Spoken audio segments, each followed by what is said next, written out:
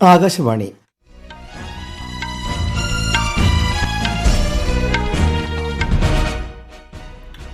നമസ്കാരം.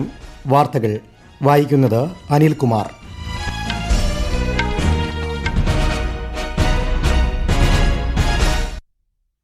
പ്രധാന വാർത്തകൾ. അസമിലെ കാലിയബോറിൽ 6950 കോടിയിലധികം രൂപ ചെലവ് പ്രതീക്ഷിക്കുന്ന കാസിരംഗ എലിവേറ്റഡ് കോറിഡോർ പദ്ധതിയുടെ ശിലാസ്ഥാപനം പ്രധാനമന്ത്രി നരേന്ദ്രമോദി നിർവഹിച്ചു. രാജ്യത്തെ കരകൌശല വിദഗ്ധരെ പങ്കെടുപ്പിച്ച് സംഘടിപ്പിക്കുന്ന PM വിശ്വകർമ്മ ഹാത്ത് 2026 ന്യൂഡൽഹിയിൽ തുടക്കം. ഇൻഡിഗോ എയർലൈൻസിന് 22 കോടി 20 ലക്ഷം രൂപ പിഴ ചുമത്തി directorate general of civil aviation. ഇറാനിൽ അയത്തുള്ള ഖമേനിയുടെ 37 വർഷത്തെ ഭരണം അവസാനിപ്പിക്കണമെന്ന് US president Donald Trump. Kerala കുംഭമേളയെന്ന് വിശേഷിപ്പിക്കുന്ന പ്രഥമ മഹാമാഘ മഹോത്സവം നാളെ മുതൽ അടുത്ത മാസം 3 വരെ തിരുനാവായയിൽ നടക്കും. ഇന്ത്യ ന്യൂസിലൻഡ് ഏകദിന ക്രിക്കറ്റ് പരമ്പരയിലെ മൂന്നാമത്തെയും അവസാനത്തെയും മത്സരം അല്പസമയത്തിനകം ഇൻഡോറിൽ ആരംഭിക്കും. വാർത്തകൾ വിശദമായി. അസമിലെ നാഗോൺ ജില്ലയിലെ കാലിയബോറിൽ 6950 കോടിയിലധികം രൂപ ചെലവ് പ്രതീക്ഷിക്കുന്ന കാസിരംഗ എലിവേറ്റഡ് കോറിഡോർ പദ്ധതിയുടെ ശിലാസ്ഥാപനം പ്രധാനമന്ത്രി നരേന്ദ്രമോദി നിർവഹിച്ചു. 86 കിലോമീറ്റർ നീളമുള്ള ഈ എലിവേറ്റഡ് കോറിഡോർ പരിസ്ഥിതി സൗഹൃദ ദേശീയപാത പദ്ധതിയാണ്. കാസിരംഗ ദേശീയോദ്യാനത്തിലൂടെ കടന്നുപോകുന്ന 35 കിലോമീറ്റർ എലിവേറ്റഡ് വന്യജീവി ഇടനാഴി ഇതിലുൾപ്പെടും. പാർക്കിന്റെ സമ്പന്നമായ ജൈവവൈവിധ്യത്തിന്റെ സംരക്ഷണം ഉറപ്പാക്കുന്നതിനൊപ്പം പ്രാദേശിക കണക്ടിവിറ്റി മെച്ചപ്പെടുത്തുക എന്നതാണ് പദ്ധതി ലക്ഷ്യമിടുന്നത്. കാസിരംഗ വെറുമൊരു ദേശീയോദ്യാനമല്ല, മറിച്ച് അസമിന്റെ ആത്മാവാണെന്ന് കാലിയബോറിൽ വികസന പ്രവർത്തനങ്ങൾക്ക് തുടക്കം കുറിച്ചുകൊണ്ട് സംസാരിക്കവേ പ്രധാനമന്ത്രി പറഞ്ഞു. യുനെസ്കോ കാസിരംഗയെ ലോക പൈതൃക കേന്ദ്രമായി അംഗീകരിച്ചിട്ടുണ്ടെന്നും സമീപ വർഷങ്ങളിൽ കാസിരംഗയിലേക്കുള്ള വിനോദസഞ്ചാരികളുടെ എണ്ണം ക്രമാനുഗതമായി വർദ്ധിച്ചു വരികയാണെന്നും പ്രധാനമന്ത്രി പറഞ്ഞു.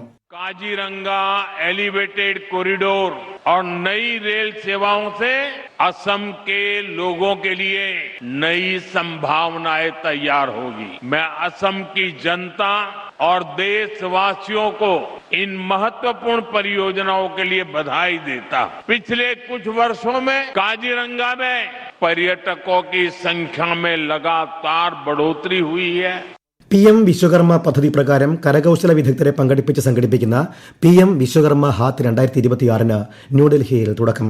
രാജ്യത്തിന്റെ സമ്പന്നമായ പരമ്പരാഗത കരകൌശല വൈദഗ്ധ്യ പൈതൃകം ആഘോഷിക്കാനും പ്രദർശിപ്പിക്കാനും ലക്ഷ്യമിട്ടാണ് PM വിശ്വകർമ്മ ഹാത്ത് സംഘടിപ്പിക്കുന്നത്. ഒരു റിപ്പോർട്ട്.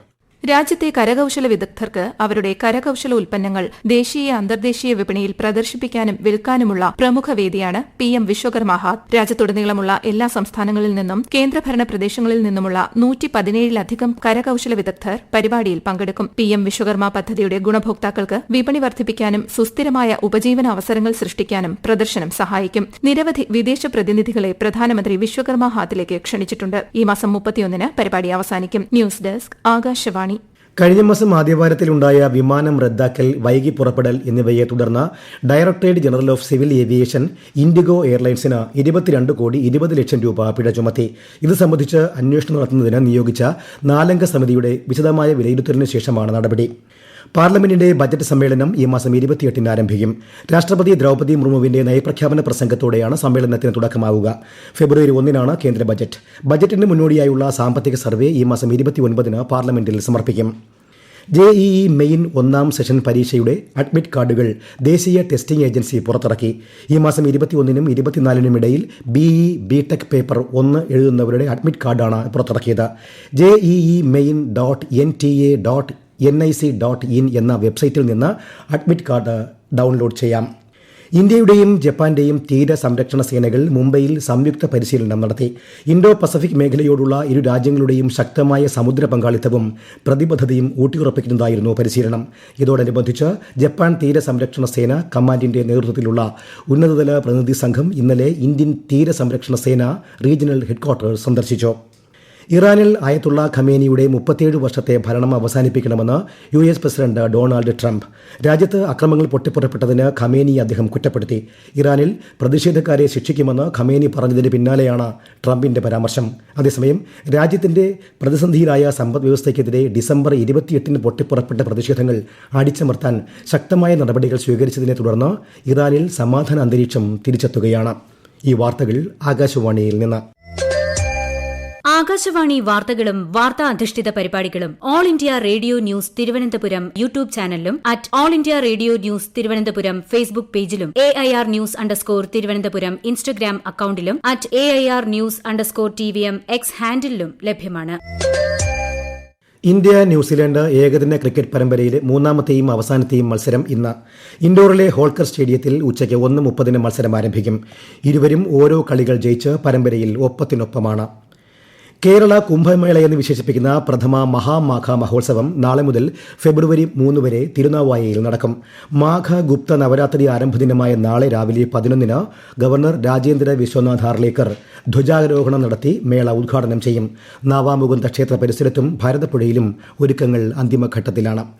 ഉത്തർപ്രദേശിൽ മൌനി അമാവാസിയോടനുബന്ധിച്ച് ലക്ഷക്കണക്കിന് ഭക്തർ ഇന്ന് നദികളിൽ പുണ്യസ്നാനം നടത്തുന്നു. പ്രയാഗ്രാജിലെ ത്രിവേണി സംഗമത്തിൽ നടക്കുന്ന മാഘമേളയുടെ മൂന്നാമത്തെ സ്നാനമാണിത്. താൽക്കാലിക പാലങ്ങൾ, ടെന്റുകൾ, സുരക്ഷാ ചെക്ക് പോയിന്റുകളടക്കം തീർത്ഥാടകർക്കായി അധികൃതർ പ്രത്യേക ക്രമീകരണങ്ങളാണ് ഒരുക്കിയിരിക്കുന്നത്. ഇന്നലെ 1,50,00,000 ആളുകളാണ് ഇവിടെ പുണ്യസ്നാനം നടത്തിയത്. യൂറോപ്യൻ യൂണിയനും ദക്ഷിണ അമേരിക്കൻ ബ്ലോക്കായ മെർക്കോസറും പരാഗ്വേയിലെ അസുൻസിയോണിൽ വളരെക്കാലമായി മുടങ്ങിക്കിടന്ന സ്വതന്ത്ര വ്യാപാര കരാറിൽ ഒപ്പുവച്ചു. കരാറിനെ ഭൗമരാഷ്ട്രീയ വിജയമായി വിശേഷിപ്പിച്ച European commission president Ursula von der Leyen ഇരു മേഖലകളുടെയും കയറ്റുമതി, വളർച്ച, തൊഴിലവസരങ്ങൾ എന്നിവ വർദ്ധിക്കുമെന്നും പറഞ്ഞു. We are creating the largest free trade zone in the world. We are creating a market of 700 million people and a GDP of almost 20% of the global GDP is being traded here. This is phenomenal. We choose fair trade over tariffs, and above all, we intend to deliver real and tangible benefits to our people and our businesses.